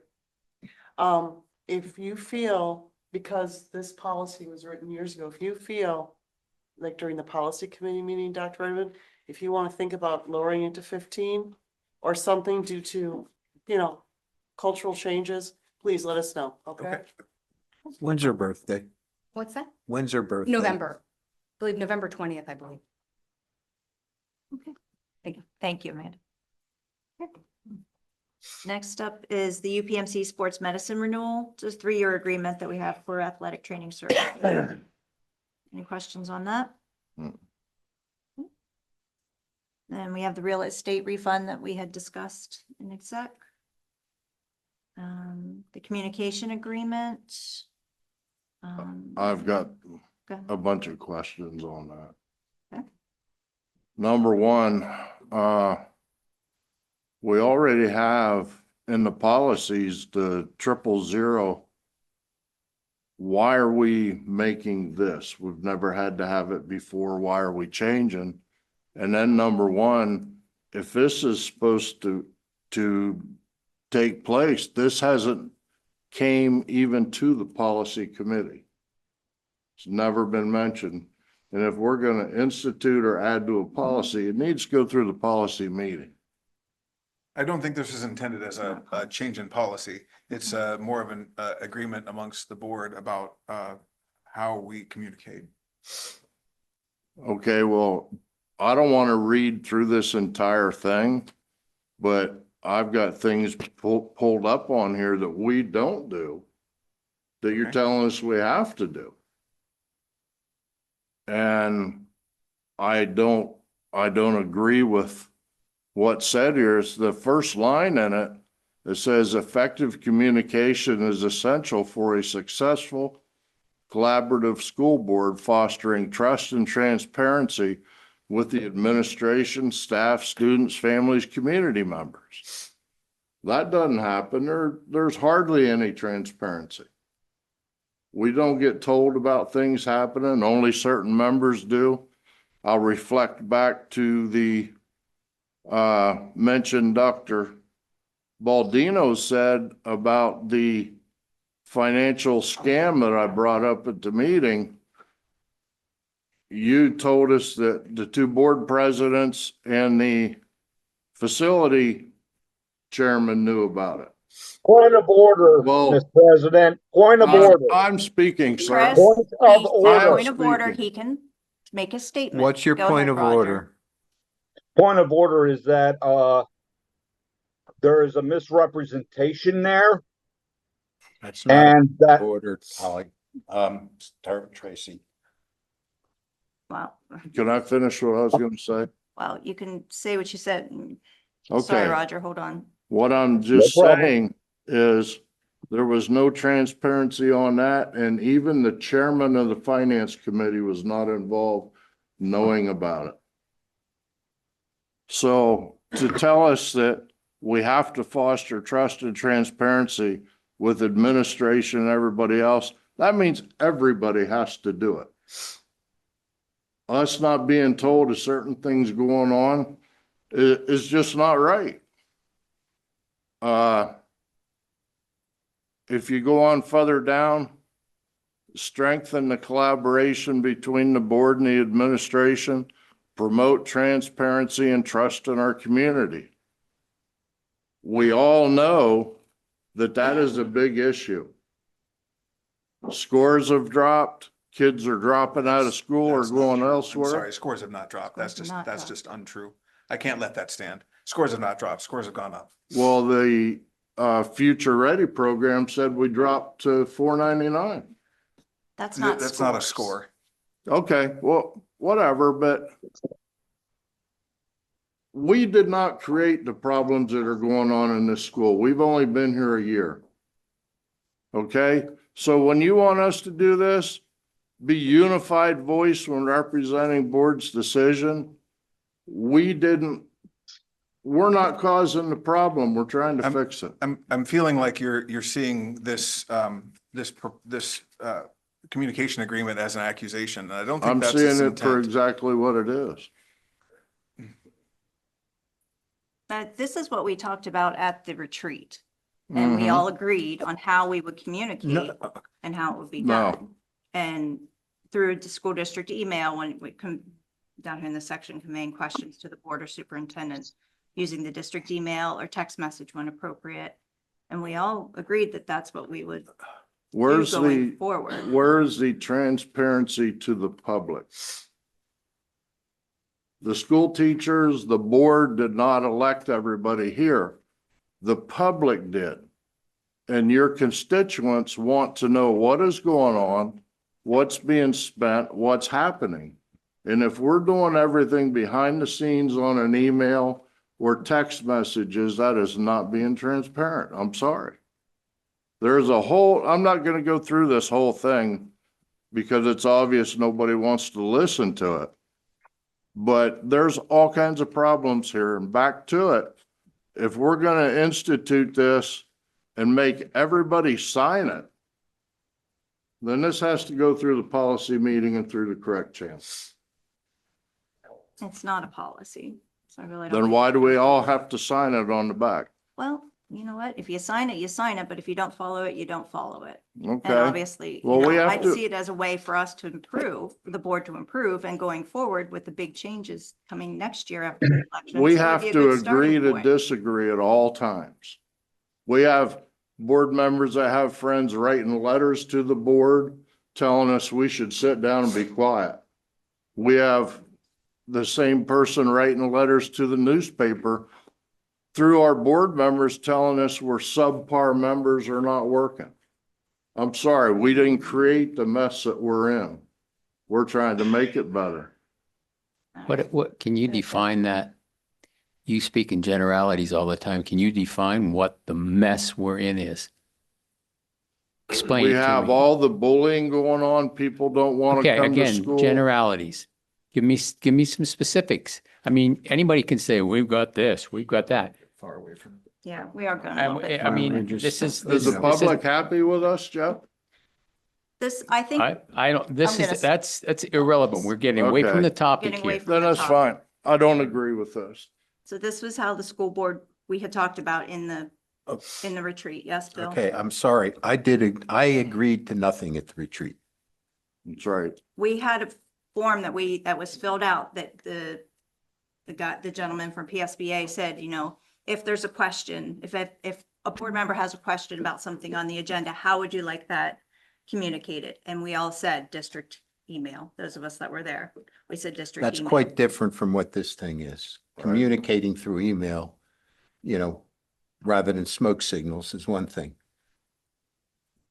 That's quite different from this. Anyway, did Roger want to say something? I shouldn't be speaking. Yes, Roger in does line. want to say something. Go ahead, Roger. And Roger is getting sick and tired of hearing Mr. Scaff make the statements that I knew what was going on prior to being informed of it this year. About 2 weeks prior to this coming out. So I did not know about this prior to, and I'm getting sick and tired of being told that, oh, whoa, the president knew. No, the president did not know. That was the prior president, not me. And it was the prior finance director. Okay.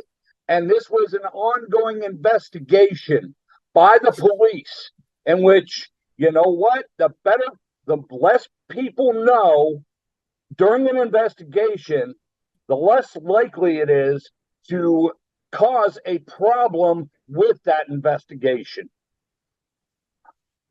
Thank you. Thanks, Roger.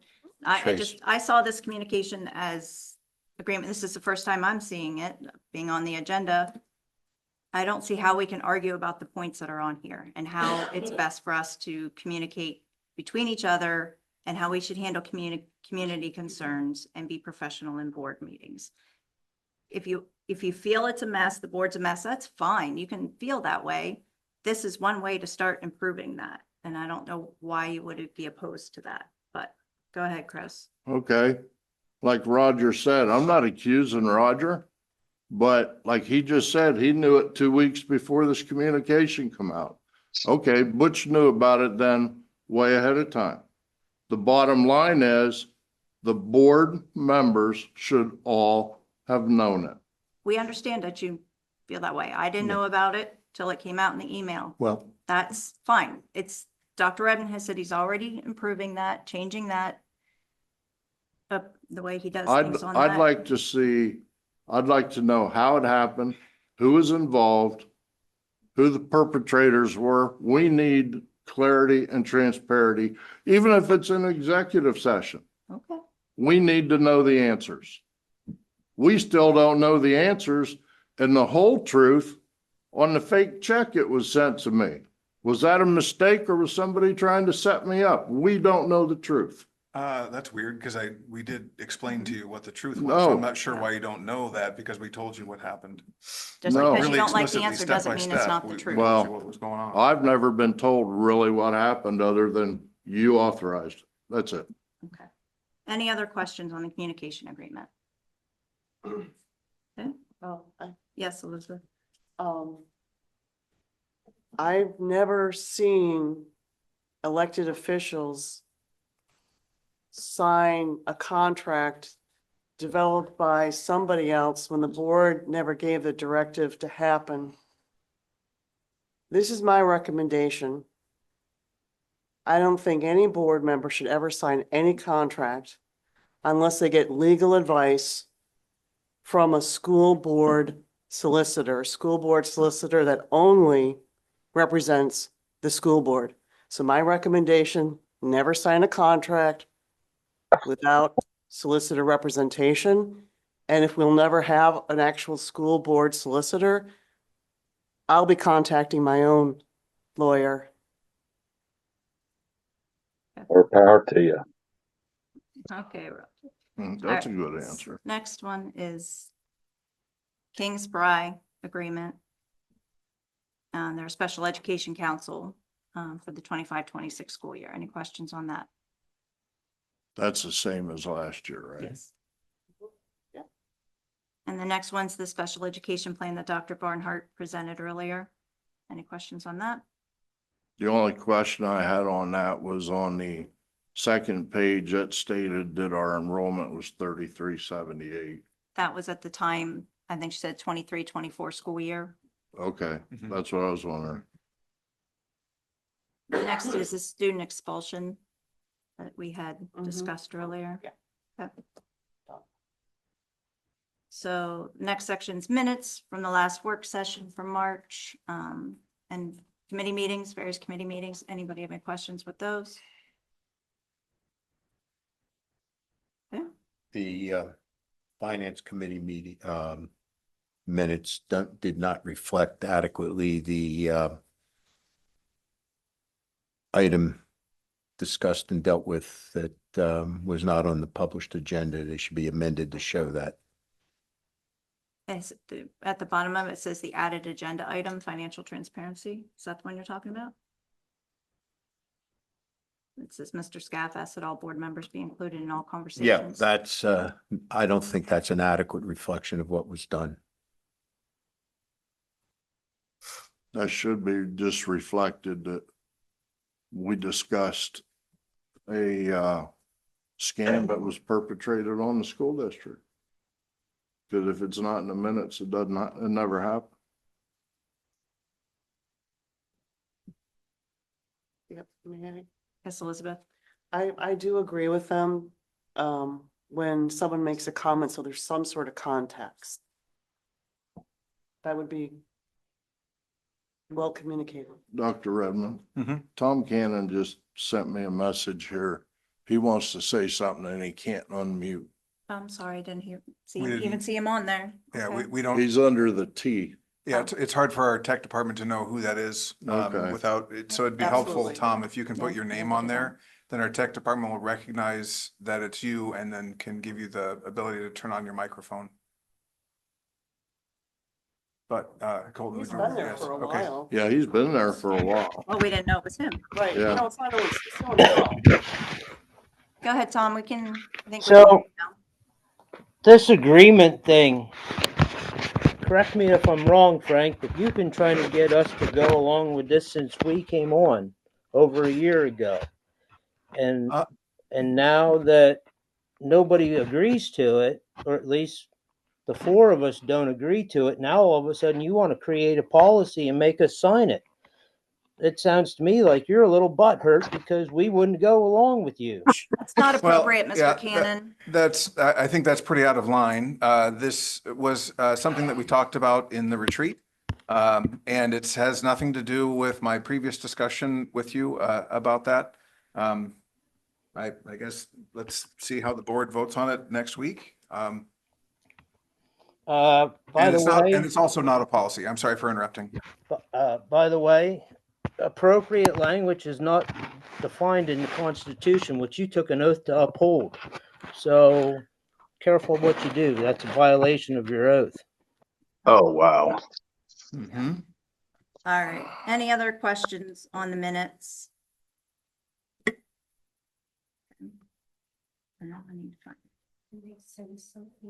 Mr. Baldino, would you like to send something as chair to Christine as the secretary? I will do To that. reflect what you wanted to say? All right. All right, so we're at bills for payment. Any questions on those? Bayada contract for the school nursing services. They seem to do a good job. I mean, And the library weeding report. I have a question on that. Yep. If you're looking at that report, all the books are thrown away for the same thing. They've already been thrown away, or am I reading that wrong? Because it said one school was the 18th and one was the 19th. Should we have okayed that and voted on it before it happened? Honestly, I'd have to check on that and get back to you. Okay. Typically, the dates on there are the dates that they take them out of the electronic system. Doesn't mean they disposed of them. Okay. So like they will take it out of the library, scan it out, keep it separately and await board approval. And then once board approval is given, then they would dispose of them. But Are that's they- typically the date that they take it out of the Are the system. books already gone? or- No. So they hold on to them until the board approves them. But what they do is take them out of the system because then they can run a report in the system that tells them, that generates that report that you see there. Okay, I was just asking because it looked like they're already No, gone. we don't dispose of anything until the board is approved of that. Okay. Question? Yes, Elizabeth. Thank you. I know in the past, we don't have a policy, I don't believe, but I know in the past, the local library, Ross, you've done a great program with them in the past. Do you feel that, I'm not asking for numbers or anything, I'm not, but are any of them going to be able to go to the Ross Library this month or after we approve this or? Yeah, every time that we have a batch, we offer it to the Ross Library. We also offer it to the prison, the women's shelter. We offer it to a lot of nonprofit. Great. And we do usually get rid of a good chunk of them. So we try to offer it up as much as possible. Great, that's wonderful. Yes, Bill. From the one school, from the mill, well, I guess that's the elementary school. Yes. It says out of date or damaged. The other one was even less specific, weeded, the reason for this. On the one with the out of date or damaged, I mean, there were some classics in there. The only thing that I noticed, I didn't write it down. There was one that was clearly something that was like a time-sensitive book, so I could see that. Are these books really being used that much that they're worn out, and what makes them go out of date? And again, there was Willa Cather in there, there was Jack London in there, things that aren't, are clearly classics, and I'm kind of wondering about that. I think we've been told before that they do take them out when they are highly damaged. Are they replaced at all, Megan? Actually, I remember being told that they were replaced with either something very similar to it, or they actually get the same book and put it back in. Megan's nodding her head, yes. Yep. Yeah, a lot of times it's a match for a match of a title, especially our librarians run a lot of reports just to see what students are checking out. And if there's something damaged, but it's been checked out a lot, then they'll replace it with the exact same title. Are this many books are really being worn out? A lot of our libraries haven't been weeded in 20, 25 years. So yes, our librarians are doing a lot of back work right now to try to get those inventories up to date and get rid of books that are so damaged that it doesn't make sense for them to be in our libraries. And aren't a lot of those paperbacks too, Yeah, Megan? yeah. Okay. Which don't have, Saves money up front, but then in the long run, it doesn't last very long. So. I did have one question. Yes. Thank you. I'm a huge book fan, okay, so I just want, maybe a little too much. But I will say this, to save money, how does the district feel when giving digital books and actual 3D copies of books? Is that how, I'm just kind of curious, what's the discussion going on with that? So our elementary and middle school students have access to a online resource called Epic. It's a free resource where they can get, thousands of digital texts, and our students use that a lot. And then also with our ELA curriculum through Amplify and CKLA, they have digital libraries. So our students are using those a lot. Just like anything else, there's variability amongst people, whether you like a physical book or whether you like a digital book, just like you and I probably have different preferences for that. So we're trying to do as much as we can to get whatever preferred method of reading students want into their hands. But we're definitely trying to up the access to digital content just because that's what a lot of our kids like. May I? Just out of curiosity, when a student checks out a book, they usually have to do whatever it is they do, show an ID or stamp, whatever. Now, when you're doing the digital, is there a way for your folks to like look at a student and say, wow, this student read this book, this book, this book, this student hasn't really read any books, is that part of, is there a monitoring service? Yeah, there's Oh, that's data, great. there's data available through those sites where our classroom teachers or our librarians can track how much kids are reading, how much Right. they're checking out, whether or not they're completing the books once they start them, and all that. That's Kind of great. Moving away from the report again. I got a question. Yes, please. Where are these books at now? Is there a spot like we could grab one or two of them and buy them if we wanted? Or are they beyond that? In terms of how we typically surplus things, we need to go through the process of once the board has decided that they want to weed the books, then we make them available to some of our public partners. And if there are books after that, then I think we can make them available to the public more broadly. Okay, that's why I was wondering where they were now, or. They're currently in the if we're libraries. donating them or whatever. Bill, did you have a question? I just wanted to make a little comment. There was discussion about the print versus the digital. This is just my opinion, but I think they should be, as much as possible, they should be encouraged to read print material. I'm certainly not an expert, but I've read several reports over the last several years that even among young people, experienced computer users and electronics users, the retention and the comprehension is better with a printed word. And I think that they should, plus, just in general, too many people spend too much time on their digital material, period. It would be anything possible to keep them off of that, I think would be a good thing. I'm not telling anybody to do that. I'm not trying to act as an individual. I'm just expressing an opinion. Yeah, right. Anything else on the weeding report itself? Okay. Next is Woodward Elementary gym floor that Jeff had talked about. Any questions on that? That's all gonna be done summer. In the summer, right, yes. when Oh, yes. nobody's around. Correct. The same with the coating, the gym Right. floors and everything. Jeff, okay, yeah, I do have, yeah. Jeff, what's the floor, is the flooring wood now? In Now, Woodward, In the. no, the Woodward gym is a vinyl, a It's a- vinyl, Oh, kind of okay. a rollout What floor. was the one we were looking at? Oh, that was the, where was the one that you said is in bad shape that we have? Yeah, to- that's the Woodward one. Yeah, It's a- and it it's a vinyl, like, Okay. rolled out floor. just looked like wood? Yes. Oh, okay. Yeah, but it's vinyl and it's been in bad shape for a while. It was awful, but you know, I thought it was wood and I thought, what's it, No. epoxy and wood?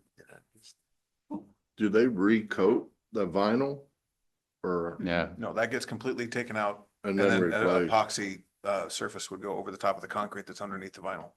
Okay. Is that what Rob's school has?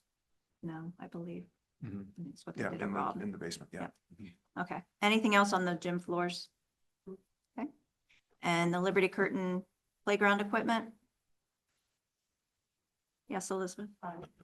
Thank you for updating this from our conversation at the committee meeting.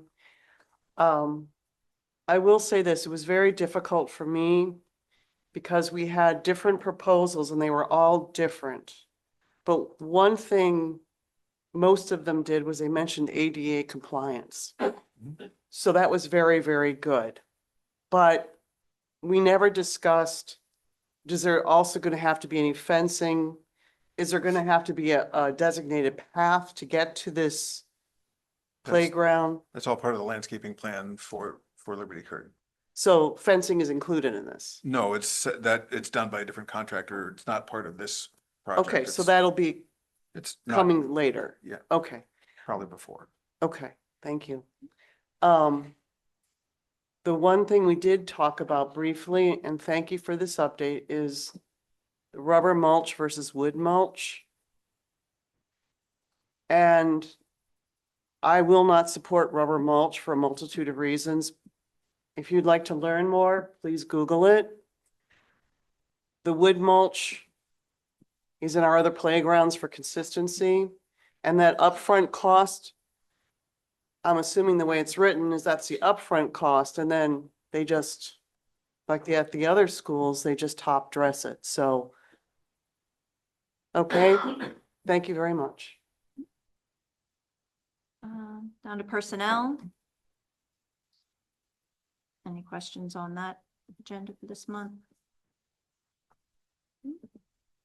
And then we have the KCSD event security. It's recommended that we increase the hourly rate from $10 to $15 an hour. It's been several years. They have not had an increase. Yes, Chris? Who all is the school event security? It's a Is that variety of our personnel. officers too? No, No. these aren't our school police officers. These are other folks that are there to help with parking and directing people, refocusing folks when they're doing things maybe they shouldn't, the folks who sometimes come on campus and smoke. It's all that kind of light, making sure everything works like it's supposed to. Is crew. $15 an hour enough It's, for them? it's 'Cause about I know what that job entails. it's about the regional average. So we looked, so Justin spent a lot of time kind of looking around at what other folks get around us, and this is right in the mix for that. Okay, because I mean, when they're dealing with student behavior, and I know from dealing with John Q. Public that at an event like that, John Q. Public can sometimes get out of hand also. We often also have our school police officers there to take care of those Okay. issues if they rise beyond what the event security folks All will be right, able to take I care was of. just curious, because I didn't know if 15 was an hour was enough. Okay. Yes, Elizabeth? I see the confusion because when you see the word security, you're automatically Right. thinking police officer or, so, but I will say this, we never seem to lose these individuals. They seem to really like the job. And I'm glad that we can give them a little extra money. Mm-hmm. So this is great. Whoever initiated this, deeply appreciate it. And also they're in a fun atmosphere too. So it's a win-win for everybody. Thank you. Moving on to the athletics. Questions on that? We have the Susquehanna Transit quote for the next, Oh, next school sorry. year. Yes, Elizabeth? I'm sorry, Tracy, I meant to raise my hand, I forgot. We briefly discussed this a few months ago, and there's other priorities. But it would really be fun to have either an administrative committee or a blend. But start with the Volunteer of the Year award or volunteer recognition, something, because we have so many great volunteers. And someday it would be nice to have that little moment for them at a board meeting. Okay, thank you.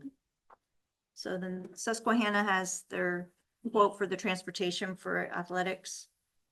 Same as the fuel clause from last year, that if the fuel reaches $4.60 a gallon, 1% surcharge will be added. And so on. Any other questions? They also do donate $20,000 towards the transportation. Any questions or comments? Okay. That's good. Then the sportsman's reconditioning quote. I got questions on that. Okay. And it may, it's probably gonna be me not understanding.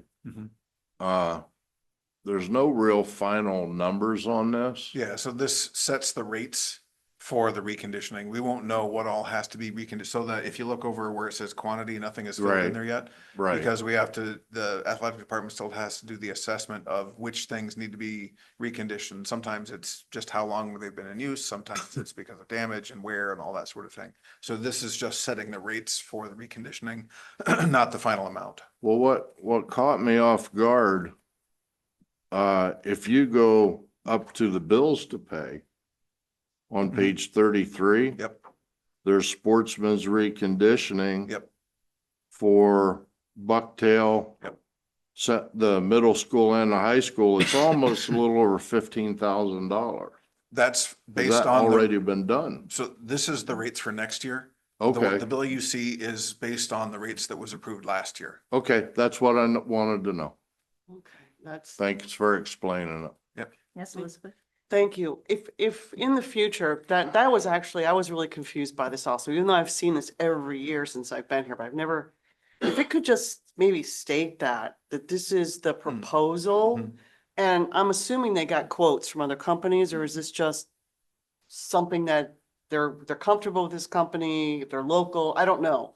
But We have a long-term relationship with this company. okay, all right. I didn't know if it was last year or whatever, so I'm glad you explained it. Well, in the future, please, I'm just putting it out there.